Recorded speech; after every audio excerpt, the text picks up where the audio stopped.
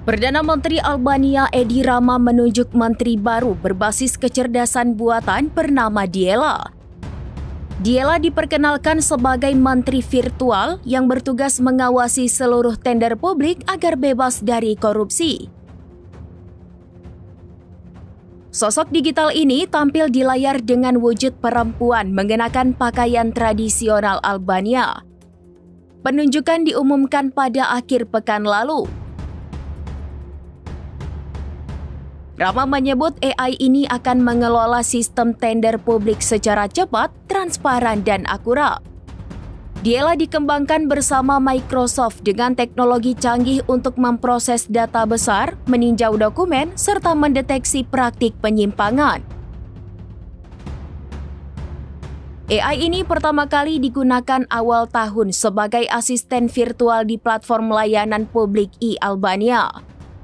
Salah satu keunggulannya ialah kemampuan bekerja 24 jam tanpa henti untuk memantau. Selain itu, Diela memiliki fitur verifikasi digital, perintah suara, dan stempel elektronik sehingga birokrasi bisa dipangkas.